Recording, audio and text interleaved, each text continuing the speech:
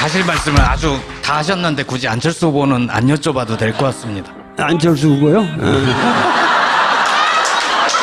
안철수 후보는 그저 순진한 대학생 같아요.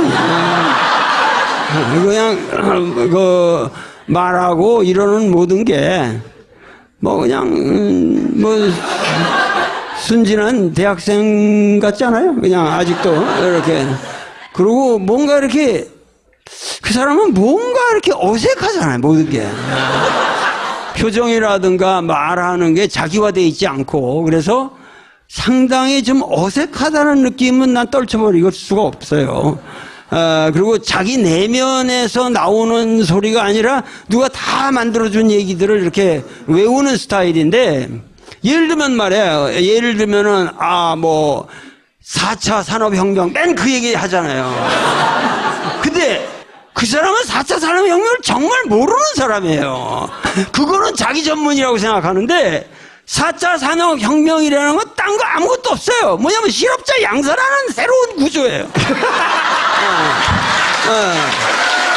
아니, 자동차를 모르는데 사람 없이 여러분들은 자동차 몰지 말라는 거예요. 그리고 이게 다 기계로 해서 다 알파고가 몰아준다는 건데, 그러면 모든 공장도 이제 점점 다 그렇게 변하고, 모든 게 그러면 인간을 이 문명에서 퇴출시키자는 게 4차 혁명이라고. 근데 어차피 이거를 주도하는 건 우리가 아니잖아요. 이런 거를 알파고를 누가 만들어요? 그거는 구글이 만드는 거 아니에요. 그러니까 대형 이 세계 이 질서를 장악하고 있는 대형 기업들이, 이 대규모의 기업들이 인류를 향해서 다시 농간을 부리자는 건데, 그걸 우리가 찬성할 수는 없으나 불가피하게 흘러가고 있다라는 현상을 우리는 정확하게 인지를 해야죠. 그러네 이러한 문제는 국가가 정확하게 개입을 해서 우리 삶의 방향을 어떻게 갖고 갈 것인가를 고민해야 할 문제지, 무슨 전문가들의 지혜가 뭐 자기만 아는 것처럼 그렇게 쌩구라치지 말라는 거예요.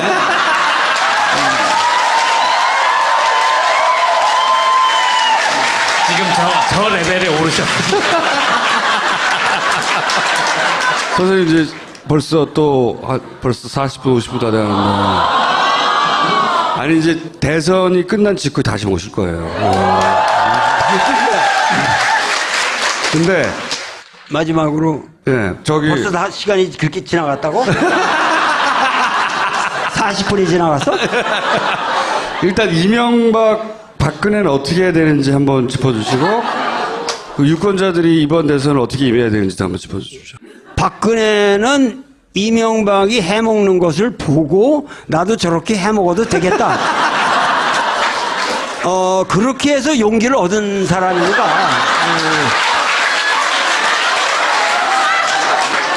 그리고 항상 그 모든 죄라는 것이 이렇게 선례자가 이렇게 아주 역사에서 이게 별 대가를 안 치르고 넘어갈 경우, 박근혜는 지금도 이 이명박처럼 자기 자신의 죄악을 전혀 인지하지 못하잖아요. 내가 잘못됐다는 생각을 못해요. 그러기 때문에, 그리고 이제 그러한 도덕 불감증이라는 것을 갖다가 지금 홍준표가 그대로 계승해가지고 그거를 계속 팔아먹고 있는데, 박근혜는 절대 사면해서는 안 됩니다.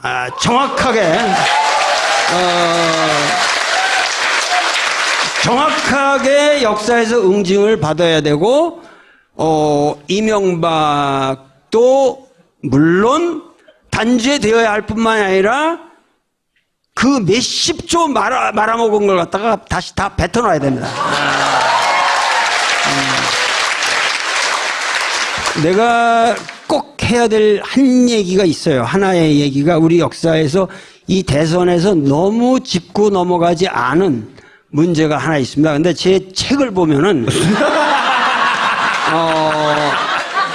내가 차기 정권의 과제로서 3대 원칙을 두는데, 하나는 남북 화해의 문제고 하나는 경제민주화고, 제 3으로 제가 풍요로운 농촌을 항상 말해요. 근데 이 우리나라 농촌이라고 하는 것은 많은 그 후보들이 뭐 한두 마디씩 했으나 그건 근본적으로 농촌 문제를 파악을 못하고 있어요. 그건 무슨 얘기냐면은 농촌에 지금 농산물 생산이라고 하는 것이 그 가치로 따지면 우리나라 GDP의 3%도 안 돼요. 그리고 농촌에다 무슨 투자를 해도 거기서 부가가치를 생산한다는 것은 불가능해요. 집안에 엄마 아버지가 돈이 없다고 해서 내쫓겠느냐 이거야. 엄마 아버지가 돈을 못 버시더라도 계셔야만 그 집안이 앞으로 용성할 수 있는 모든 가능성이 있는 거 아니에요. 그러니까 우리나라 농촌 문제는 이것이 농산물의 문제가 아니라 근본적으로 국가의 기본적인 우리의 식량 그리고 우리가 먹고 사는 문제, 우리의 삶의 가치, 농촌의 삶 그리고 환경 문제, 국토 문제 이 모든 것이 국가에 너무도 이것은 가치로 상업적 가치로 환원될 수 없는 국가의 기간 그러니까 근간으로 국가가 그 문제를 테이크오버 해야 한다는 거예요. 그렇기 때문에 여기에 대한 해결의 문제는 단순히 지금 무슨 뭐 직불금 제도니 이런 문제로 해결되는 것이 아니라 인식을 바꿔야 됩니다. 이 근본적으로 인식을 바꿔야 되고 그 인식을 어떻게 바꾸냐는 문제를 가지고 얘기를 하자면 또 제가 몇 시간을 얘기해야 되기 때문에 책을 사서 봐야 되죠. 얘기를 하진 않겠으나 가장 큰 문제는 예를 들면 농산물이라는 것은 파업이 안 되잖아요. 공장 노동자들은 파업을 하면은 바게닝 포지션이 있어요. 근데 농민들은 그런 파업을 못 하잖아요. 이 가격 못 받는다고 해서 투정하고 떼까고 그러다가 이거는 농산물이라는 거 다 썩어버려요. 그렇기 때문에 이 농산물에 관한 것은 국가가 이것을 공개념으로 이 보호를 해야 되고 그리고 이 농산물의 이 수매라든가 이 모든 문제가 앞으로 뭐냐면 저는 가장 큰 문제가 농협을 해체시키거나 새로운 기구로 완벽하게 혁명시켜야 됩니다. 그래가지고 농민들의 입장에서 이 젊은이들이 앞으로 농촌에 돌아가서 사는 삶이야말로 정말 인간답게 사는 삶이라고 하는 그 가치를 느낄 수 있도록 국가가 전적으로 이것을 보호해야 돼요. 그래서 이러한 문제를 우리가 무시하고 지금 단지 부가가치가 안 되고 농민 인구가 지금 뭐 우리나라에 기본적으로 뭐 5%라지만 3%가 안 돼요. 이 연령이라는 것도 지금 평균 연령이 60세를 넘어가고 있고 이렇게 되면은 이것은 우리 여러분들은 여기서 잘 살고 있는 것 같지만 수십 년 아래 우리 국가 기관이 망가지는 아주 대사태가 옵니다. 그래서 이러한 문제에 대해서도 이번 우리 여러분들이 의식을 가지고 꼭 마음속에 짚고 계시기를 갈망합니다. 알겠습니다. 언론이라고 하는 개념이 바뀌었잖아요. 언론이라는 개념이 바뀌었고 그러면서 이 역사적 의식이 상당히 개별화되고 젊어지고 그러니까 요번 촛불이라는 가장 큰 특징 여태까지 모든 데모나 모든 혁명은 항상 조직이 움직였어요. 그러나 요번 촛불 혁명이라는 건 조직이 없어요. 전부 개인이 나온 거라고. 개개인의 양심을 걸고 이것은 잘못됐다고 생각했기 때문에 그냥 개인이 가족 단위로 다 나온 거예요.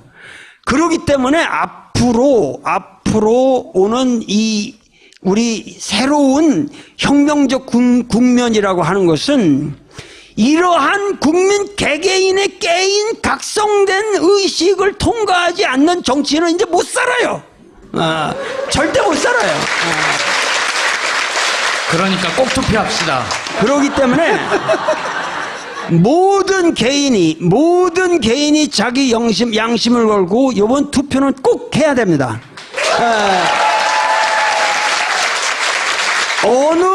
뭐 젊은이들 뭐 노인들 말할 거 없이 누굴 막론하고 요번에는 투표율이 사실상 가장 높은 투표율이 나올 거라고 확신합니다. 그러나 여러분들은 앞으로 특히 이 낙곰수를 듣는 사람들은 낙곰수가 아니고 저 뭐지 이게? 파파이스.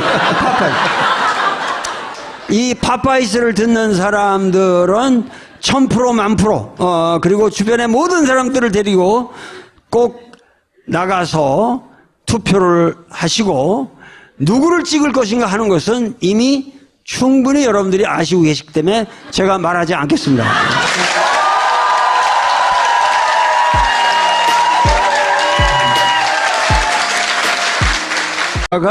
지금 홍준표가 그대로 계승해가지고 그거를 계속 팔아먹고 있는데 박근혜는 절대 사면해서는 안 됩니다.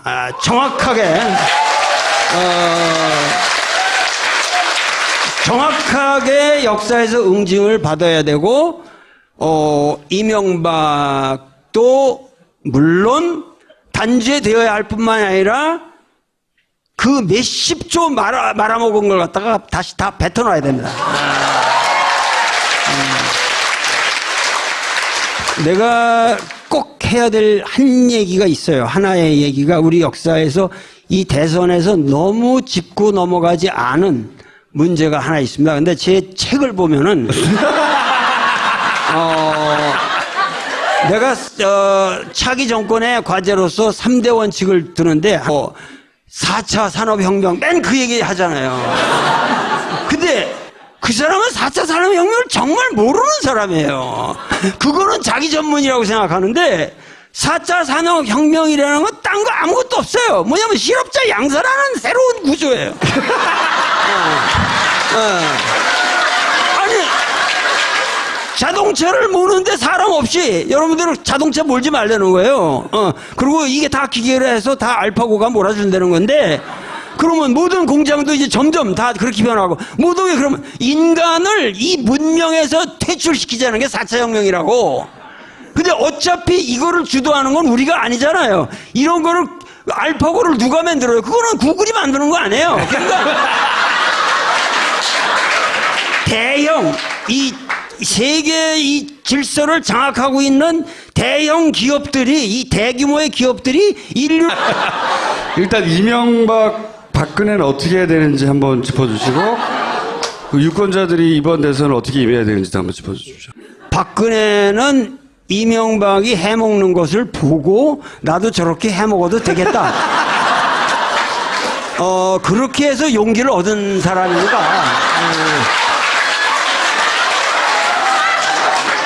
그리고 항상 그 모든 죄라는 것이 이렇게 선례자가 이렇게 아주 역사에서 이게 별 대가를 안 치르고 넘어갈 경우 박근혜는 지금도 이 이명박처럼 자기 자신의 죄악을 전혀 인지하지 못하잖아요. 내가 잘못됐다는 생각을 못해요. 그러기 때문에 그리고 이제 그러한 뭐랄까 도덕 불감증이라는 것을 갖다 하실 말씀을 아주 다 하셨는데 굳이 안철수 후보는 안 여쭤봐도 될 것 같습니다. 안철수 후보요? 안철수 후보는 그저 순진한 대학생 같아요. 그냥 말하고 이러는 모든 게 뭐 그냥 뭐 순진한 대학생 같지 않아요? 그냥 아직도 이렇게. 그리고 뭔가 이렇게 그 사람은 뭔가 이렇게 어색하잖아요. 모든 게 표정이라든가 말하는 게 자기화되어 있지 않고 그래서 상당히 좀 어색하다는 느낌은 난 떨쳐버릴 수가 없어요. 그리고 자기 내면에서 나오는 소리가 아니라 누가 다 만들어준 얘기들을 이렇게 외우는 스타일인데 예를 들면 말이에요. 예를 들면은 뭐를 향해서 다시 농간을 부리자는 건데 그걸 우리가 찬성할 수는 없으나 불가피하게 흘러가고 있다라는 현상을 우리는 정확하게 인지를 해야죠. 그러나 이러한 문제는 국가가 정확하게 개입을 해서 우리 삶의 방향을 어떻게 갖고 갈 것인가를 고민해야 할 문제지, 무슨 전문가들의 지혜가 뭐 자기만 아는 것처럼 그렇게 쌩구라치지 말라는 거예요.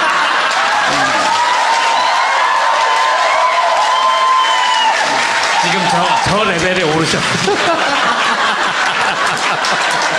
선생님 이제 벌써 벌써 40분 50분 다 돼가는데 아니 이제 대선이 끝난 직후에 다시 오실 거예요. 근데 마지막으로 예 저기 벌써 다 시간이 그렇게 지나갔다고? 40분이 지나갔어?